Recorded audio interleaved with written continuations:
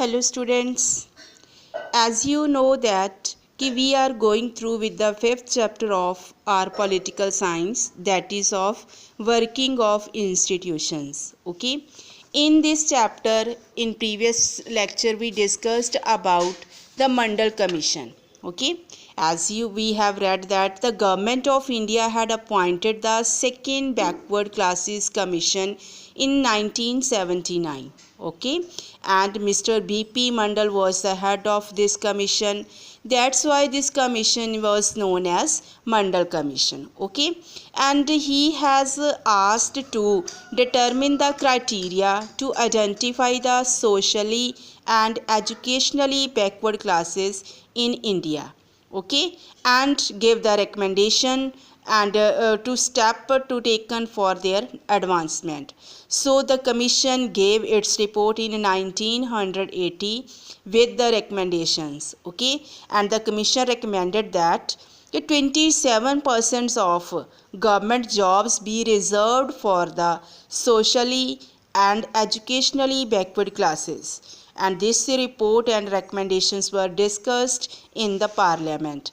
Many issues were created on this report, but afterward, with the decision of the Supreme Court, this commission's recommendations were implemented. Okay, now beta we will read a need for the political institutions. Okay, our topic is institutions. We have already know that there are some tasks. Some people take the make the policies, take decisions for us. Some people they implemented their policies, and some people are identify that policies implemented by the officers are working properly in the society or not, or means what is right and what is wrong. These every task should know who is responsible for doing what. Okay, so to attend all these tasks, several arrangements are made in all modern democracies.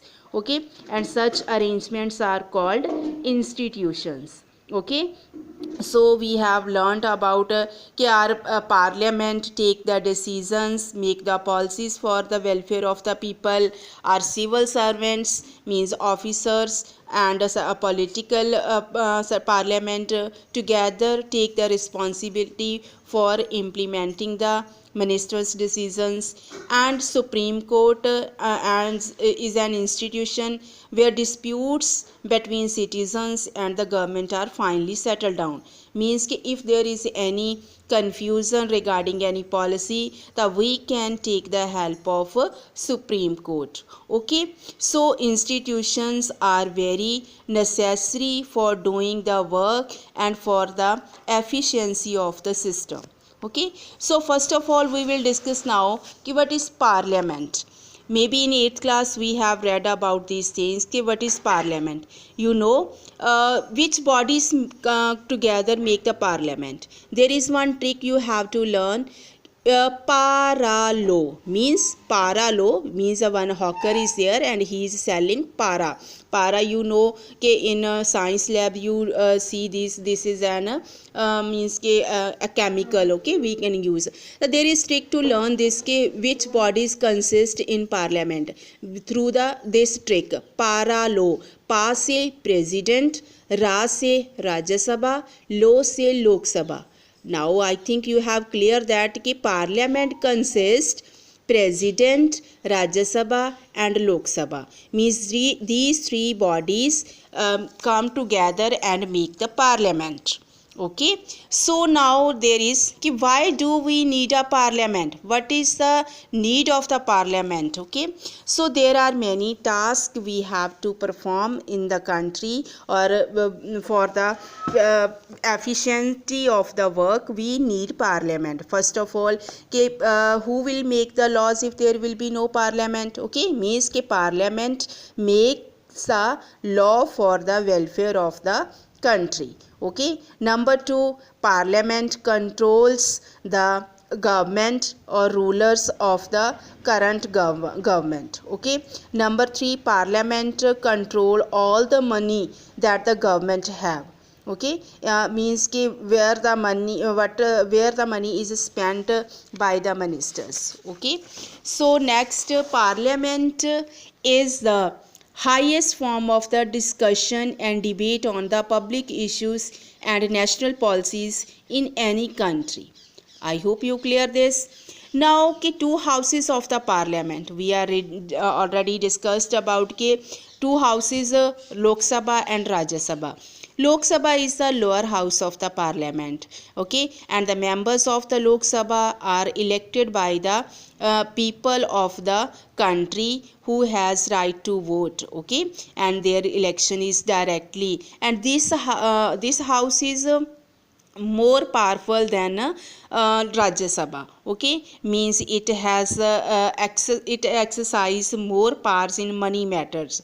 Once the Lok Sabha passes the budget of the government or any other money related law, the Rajya Sabha cannot reject it. Okay, they can just give the suggestions and delay just up to 14 days. Afterward, it will be automatically passed. Okay, then Rajya Sabha is the upper house of the parliament, and the member of Rajya Sabha are not elected directly.